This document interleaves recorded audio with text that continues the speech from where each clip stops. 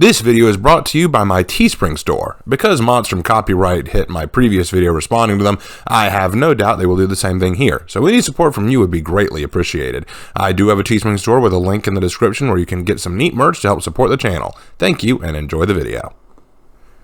What is it with educational YouTubers and Medusa? I feel like I already had to discuss Medusa once with extra credits, and now we're back to do it with Monstrum. I'm aware that this one is not a brand new video, it came out in 2019, but I was made aware of it by a fan on my Discord, and boy does this need some addressing. Unlike extra credits who just had a weird interpretation of the message and meaning of Medusa, Monstrum straight up uses feminist propaganda around Medusa. I can't entirely blame them because they're clearly going to Wikipedia to get their source, and Wikipedia validates their claims. So I'll just be discussing why I find this whole idea hilarious. Let's get started. No man or monster has slithered their way into our hearts quite like the snake-haired seductress with the obsidian stare. I don't know. Mia wasn't actually my favorite in everyday life with Monster Girls, but she wasn't the worst either. I was more of a Centaurea kind of guy. Or, oh, no, wait, are you talking about Sapphy? Oh, yeah, she's a peach. You're really far too kind. You know that? Oh, well, I guess we'll just have to leave it at that for now. That's right. Today we're talking about the OG, the original Gorgon herself, Medusa.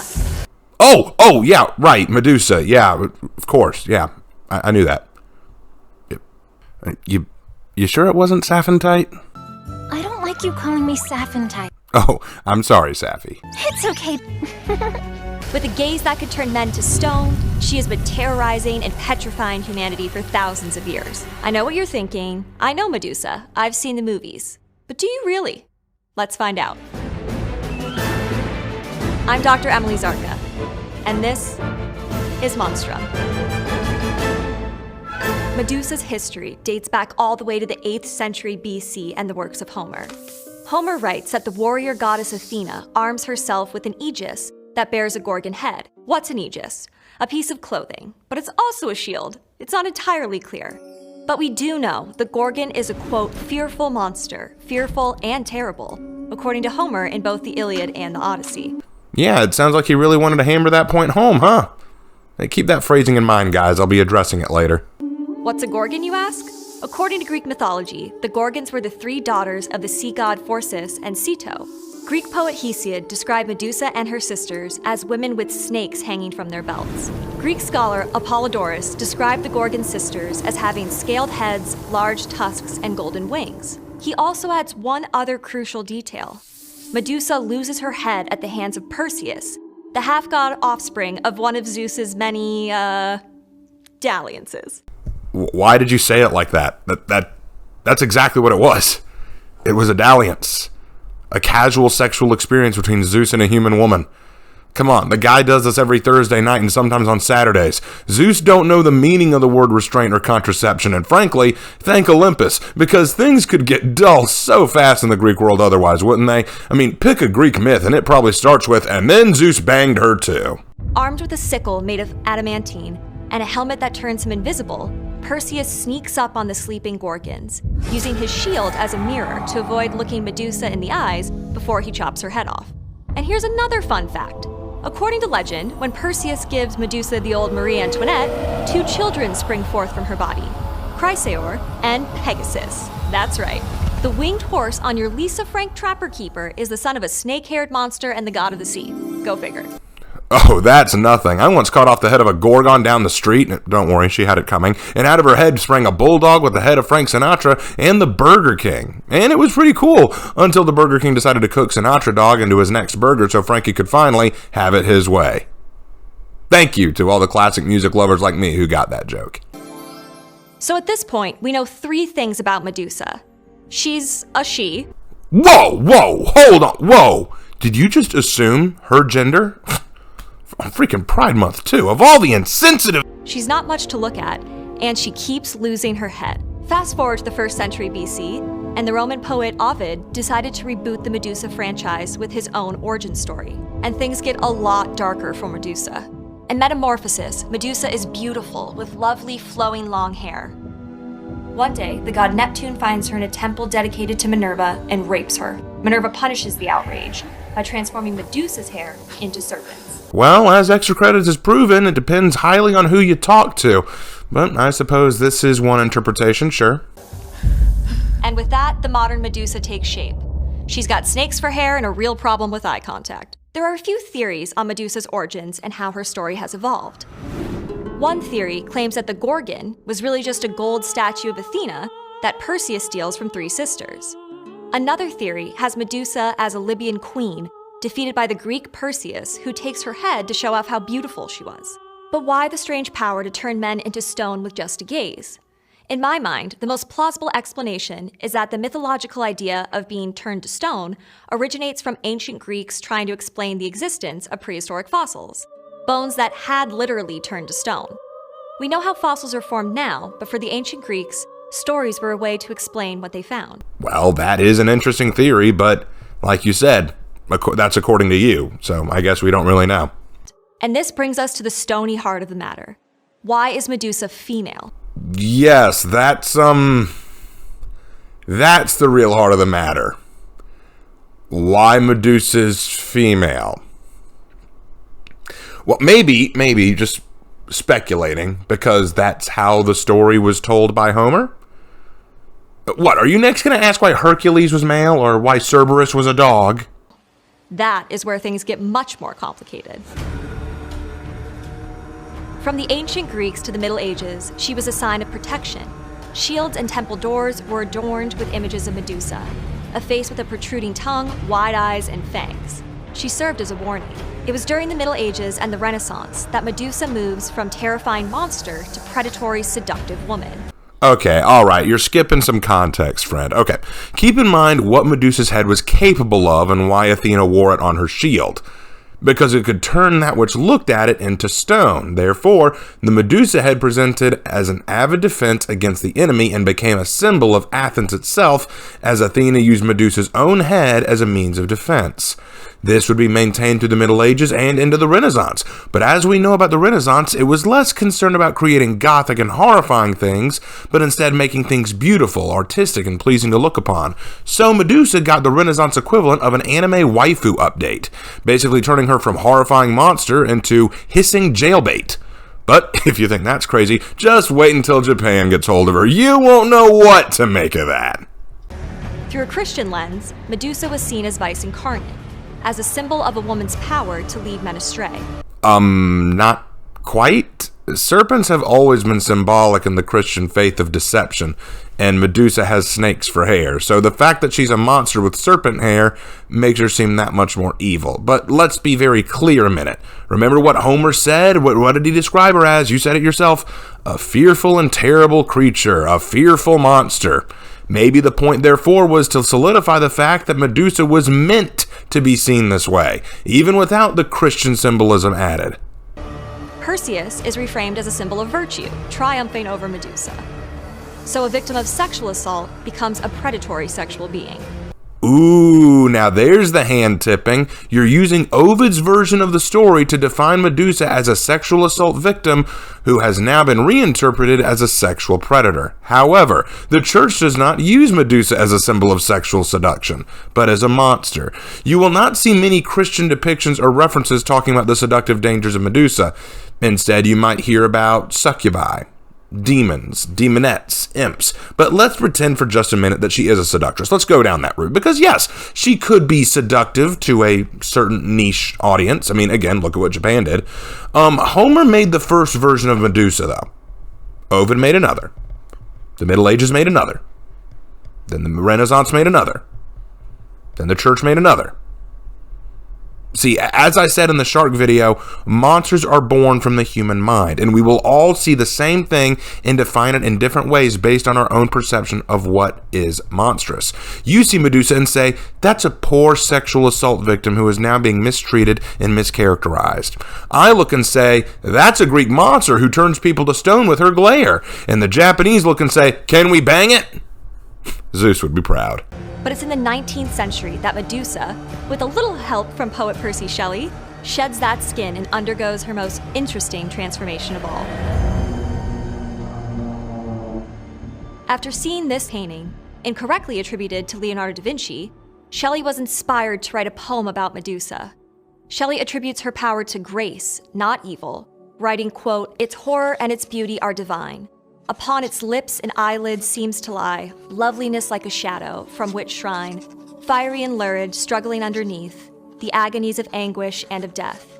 Yet it is less the horror than the grace, which turns the gazer's spirit into stone." Oh, you butchered that poem. Oh my goodness. You didn't even try to read it in the manner it was written. Dude, it's written in iambic pentameter. As an English teacher, I cringed so hard at that. Go back and try that again. I actually went to go read this poem, and it's nothing phenomenal or anything, but it's definitely impressive in its own way. It's 5 stanzas long, and you only read, part of the first 2? It should actually be read this way. It lieth gazing on the midnight sky, upon the cloudy mountain peaks supine. Below, far lands are seen tremblingly, its horror and its beauty are divine. Upon its lips and eyelids seem to lie loveliness like a shadow from which shrine, fiery and lurid struggling underneath, the agonies of anguish and of death. Yet it is less the horror than the grace, which turns the gazer's spirit into stone, whereas the lineaments of that dead face are graven till the characters be grown into itself, and thought no more can trace. 'Tis the melodious hue of beauty thrown athwart the darkness and the glare of pain, which humanize and harmonize the strain. Those are the first 2 complete stanzas, and as you can see, the speaker isn't talking about Medusa as an entity, but what is seen in this portrait. It's like looking at a picture of a tiger, right? You look at the picture and you can say, wow, so beautiful, so divine, so soft, so powerful. It looks gorgeous and lovely. Yeah, the picture does. Doesn't mean the tiger as an animal is any less dangerous. It just means that the art moved the poet in a way that they started to describe it in a poem. This poem does not redefine Medusa. It's just a poet's response to a painting of her head. With these words, Shelley finds something new in the story of Medusa. Not a stony stare, but a mesmerizing gaze. Not a monster, but a terrifying beauty. Not vice incarnate, but the feminine sublime. More recently, some feminists adopted Medusa as a symbol of female resistance and revenge, a creature that can literally turn the leering male gaze against itself. Well, because of course they did. It's the goal of feminists to somehow appropriate everything into some kind of alternate meaning than what it originally was meant to be. It seems feminists want to control everything from how we interpret mythology to how much RAM my computer has and why that's patriarchal. But not all interpretations have been so generous. Leave it to Sigmund Freud, who argued that the Medusa myth was a metaphor for a fear of castration. Yeah, Freud is kind of the joke of psychology. I don't know why you brought him up. I don't know many who take him too seriously, because everything comes back to sex for this guy. He's not someone I really put a lot of stock into. In films like Clash of the Titans and Percy Jackson and the Olympians, we see Medusa both as the powerful, dangerous living woman and as a defeated, decapitated head. Medusa's gender is her defining feature, just as much as that writhing head of snakes. Okay, but you're taking that to be its own meaning. You look at Medusa and you don't see the snake hair or the stone glare, you see a woman. And that's the problem here. A defining feature means that this thing cannot be without that feature. For example, the defining feature of a spider is its 8 legs. You can't have a spider unless it has 8 legs. So you're saying Medusa is a woman. You can't have Medusa unless she's a woman. And that might be true. But does the woman aspect define her monstrous nature? Because again, this show you're talking about is Monstrum. You're talking about the monstrous nature of Medusa, and you are implying that the womanly part is what is defining about her monstrous nature. It's not. Is she monstrous or infamous because she's a woman, or because of her snake hair and her deadly gaze? It pains me to say this. It really does. It pains me to say this, but there are interpretations of Gorgons as male too, you know. They have taken the monstrous traits and applied them on the other sex. In fact, I recall one that comes to mind from the show Monster High, and before you ask, I only looked into the existence of this show because someone accused me some time ago of ripping off the show when creating my story Monster Club, and I was trying to prove them wrong by comparing the show to my work and showing that they are two totally different things. The point remains that as male Gorgons can exist with the same snake hair and stone glare, therefore, the aspect of femininity that makes Medusa and Gorgons like her so defined seems to be slipping. If you ask me, what's Medusa? I would say, she's a woman. But the real point of interest would be when I talk about her hair and eyes. So at the end of the day, when you say that her femininity is what defines her, no, it is the snake hair and deadly gaze. Because if you took those aspects and put them on a male character, you just take the monstrous elements and put them on something else, and all that's left is a woman. Nothing that monstrous. Unless you're saying that women are something to be afraid of. You wouldn't actually say that. You wouldn't actually say in this video that we're afraid of femininity, right? You wouldn't actually say that we're afraid of femininity. You wouldn't say that. That's ridiculous. Remember, it is never just the eyes that are removed to take her power. The whole head is needed, the female face in its entirety. Because a head is easier to carry around without losing. I mean, practically speaking, it makes more sense to carry a head and whip it out on your enemies than to carry around two eyeballs that could potentially roll back and look at you without you meaning to.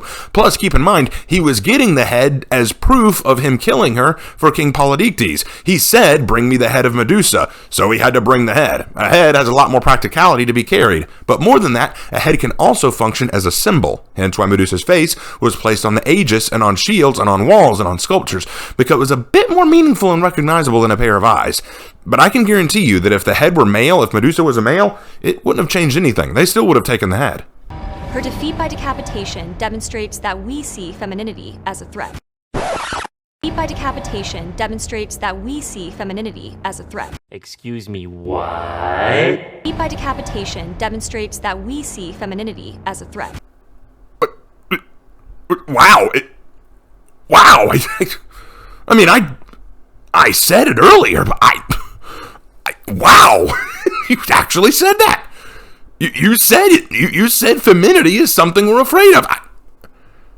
Well, you sure threw that in fast.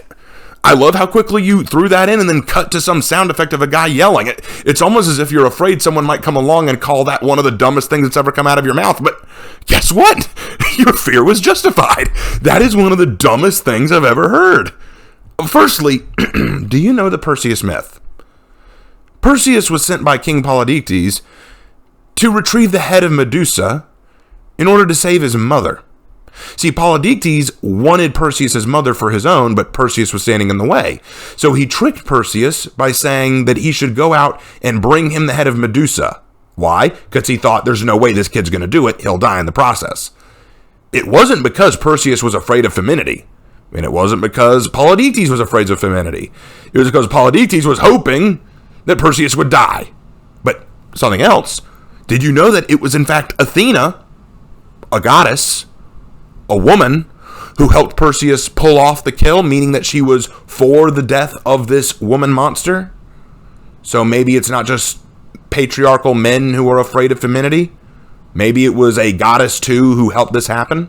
Look, lady, and it's not just your fault, it's others too that help you spout this, but you are so desperate to apply a feminist nature to this monster that you're asserting things that are not true and leaving out a lot of important context. Medusa was decapitated because Perseus was in need of the head in order to save his mother, and would later use the head to save the princess Andromeda and his own mother. If femininity is such a threat, and Medusa's head represents it, then how come it was used to save the day twice? Maybe, just maybe, because Medusa has nothing to do with femininity, and you're desperate to apply that motivation and interpretation. But again, I don't blame you for that. I blame that on feminism. They want to apply that kind of thing to everything. And it's sad that you're using your channel, Monstrum, to try and apply this interpretation. Tune in next week in our next Monstrum episode, where it's explained that Hercules slayed the Hydra as symbolic of men forcing women to shave, and how Circe, the witch who turned Odysseus' men into pigs, was actually the victim of evil male dominance. Truly, hers is a tragic tale. Victim or villain, beast or beauty, Medusa lingers in our collective imagination because she's a powerful symbol. If you think women are scary, she's a scary woman. But if you look a little deeper, you'll find there's more than meets the eye. Okay, to be a bit serious for a minute, I love Gorgons. I've actually written 2 Gorgon characters in 2 different stories. When I was writing Monster Club, I came up with this Gorgon character named Christina. In this reality, Gorgons don't actually turn people to stone, but their eyes can produce a hypnotic glare so potent that she can keep a target standing still for hours just with a simple look. She has to wear sunglasses when interacting with others so that they don't get entranced by her eyes, and as long as she keeps her hair still, she can pass it off as dyed locks. I actually was inspired by the victimization of Medusa when writing her story. See, her boyfriend found out what she was and what she could do and decided to exploit it. He began running a drug selling operation. When she threatened to expose him or tell, he used her monster status to manipulate her, telling her that only he could understand and accept her, and if she told anyone, he'd tell others what she was. Months passed, and after she'd had enough, he tried to attack her, so she used her eyes to kill him by hypnotizing him to stand still while her snake hair bit him to death. She ran away after that and eventually moved into a old dairy farm with a group of misfit monsters like her, and that's where she stayed during the course of the story. Now, the other story, called Written Stone, was about a Gorgon named Cassandra, where a young man who we follow in the story doesn't even know that she's a Gorgon. He finds her all bundled up in a library to hide what she is, and he just thinks that she's some shy girl. He tries to spend time with her, and they laugh, they have a good time together, but she seems really sad, so he tries to lighten the mood, tries to help her feel good, but the more she enjoys his company, she starts to distance herself, and so he starts to think that it's a joke, because he recently went through a breakup where the girl he was with was actually just making fun of him. So he kind of calls her out saying, do you really like me, or are you just making fun of me? Do you really enjoy the time we spend together, or are you just mocking me? So when he shoves her in his accusatory way, it knocks her glasses off, which turns him to stone. She takes him home to change him back by kissing him, revealing what she is and why she was afraid of hurting him like that. It's an innocent love story, and cheesy as all get out. It has a happy ending, you know. But come on, I wrote it in high school. Cut me some slack. It's a very old story. It was kind of one of my just sort of experimental romance stories. Not my best, okay? Cut me some slack. But you're probably wondering, Raven, why are you telling me all this? Well, I tell you those stories because it shows that there is tragedy to the Gorgon creature, but they are still dangerous. I don't think there's anything wrong with discussing the tragic nature of Medusa as a character. Extra Credits did that well. But when you try to push her as a narrative, or with messages that don't connect, isn't that a little disrespectful? I mean, Extra Credits tried to argue that Medusa was the story of a victimized girl who learned it was helpful to go spend time with her family when times were difficult, pushing a message that wasn't in the myth in order to pretend it had something deeper involved. I didn't understand that. It would have been easy enough just to summarize the legend for us and have a good time with it. Monstrum is trying to push that Medusa was a feminism empowerment symbol about how men fear femininity, and Medusa can represent a woman's rage and revenge on men and turn the males' glare against them by killing them, but that's all modern interpretation and not anywhere indicated or proclaimed by the original myth. It's just what you want her to be, not who she is. And I can't think of anything more sexist than telling a woman what she should be so that you may feel valid. In my opinion, Monstrum, that's you being a little sexist. But hey, what do I know? Anyway, thank you guys so much for watching this video. I hope this is the last time I have to come to the defense of Medusa. It's not that I don't like her, but it's like, I mean, how can you keep missing the point this often? But anyway, that's all well and done, and I will see you in my next video. Take care.